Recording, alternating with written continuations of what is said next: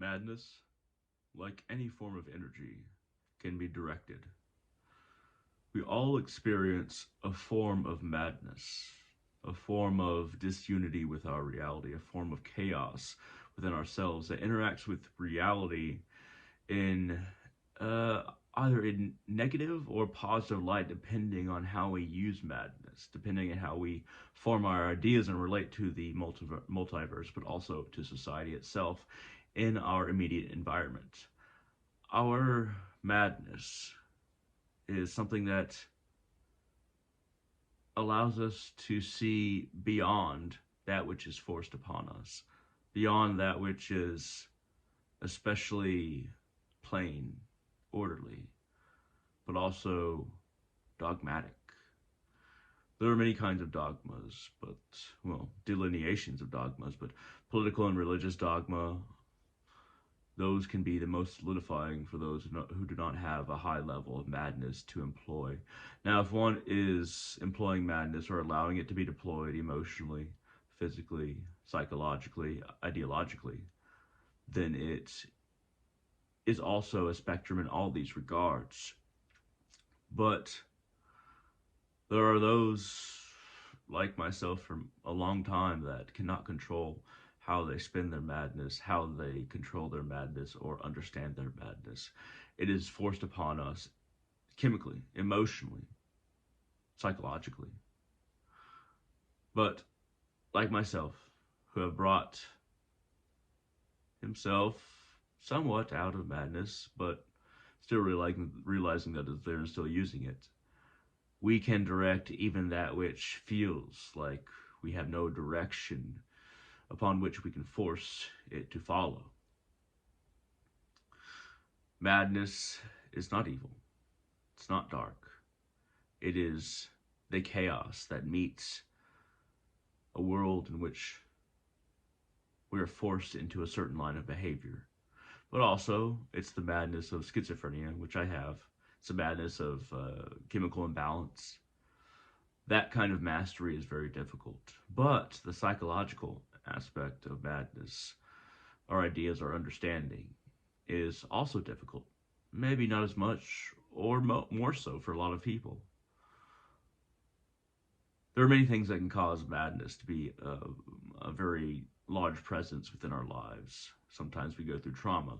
Sometimes we're just born that way. Sometimes we have a spiritual inclination that seems to go against uh, pre-described norms of either our family, friends, or the society at large.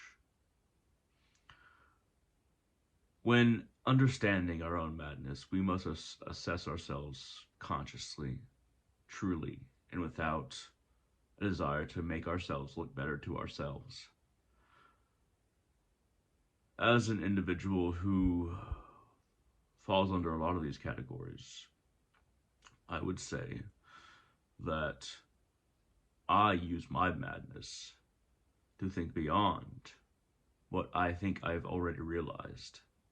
Sometimes we get attached to our personal realizations. Sometimes we get attached to how we see ourselves and why we see ourselves that way, and we become confined. Now, the natural desire for one to become confined, even if it's subconscious, can be broken through with madness, either forced or by the conditions of one's chemical reality or environment. You need not view pain itself as a problem, though when we experience pain, it feels like it can't be anything else. You need not experience loneliness as something which divides you from everyone else, though when we're feeling it, it's hard to use it, but also imagine that there's any use for it. Human beings are funny things. We have the ability to conceive ourselves, to conceive how we are, and conceive what we can do. And most people do not use that ability to the fullest extent. Even if you are chemically mad, schizophrenic, like myself, then that doesn't necessarily mean that you as an individual can't figure out a way to channel or focus that reality into something that you want to create for yourself, whether it be overcoming obstacles spiritually, intellectually, societally. We can channel even that which is innate biologically in ourselves. Madness is a whisper that becomes a howl at certain times, a howl that becomes space at times, a howl that becomes a reality at times. A howl can be joyous, can be terrible, sorrowful, combination. But madness has a personality to it. It has a reality to it. Because every filter that we place upon how we see the world colors the world in a certain way. Because we never really see, without filters, the vast majority of the human race. It is only those who have cut their ties to their environment and completely harmonize their environment within that cannot, don't have to use filters. But for those of us who are afflicted by madness, and even more so for a lot of so-called sane people, the filters that we place are very much dictated by an internal environment which other people cannot see, because that is the nature of madness. It is something that is within ourselves and something that is inexplicable when we try to communicate it to other people.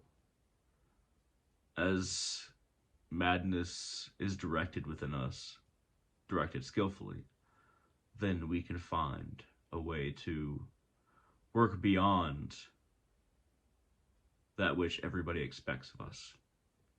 People expect people who are schizophrenic or mental disorders or addictions or what have you, or even just sad and depressed. People expect us to behave a certain way or walk around us in a certain way that they try to be very careful around us without truly engaging us. But really, a lot of us are truly engaging ourselves to such an extent that we surpass most other people that don't engage themselves, because the question was never brought to them.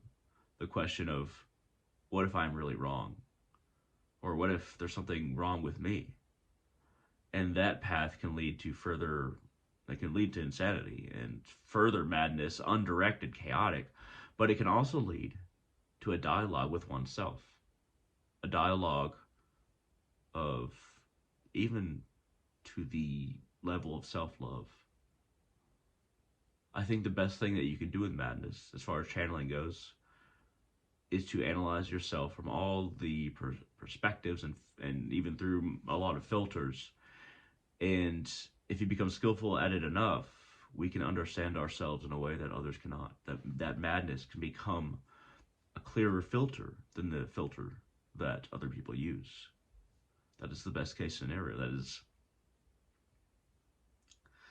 It's a scenario that rarely happens, but it's also, the clear filter is something that most people also don't experience. Growing as a person, as an individual, requires using all the things at your disposal. Madness is one of the things at your disposal, no matter where you fall along the spectrum. And I find that the spectrum of madness is not necessarily sane to very insane. It's more nebulous. It's more dynamic. It's more 3D. It's not necessarily a spectrum that is a single line.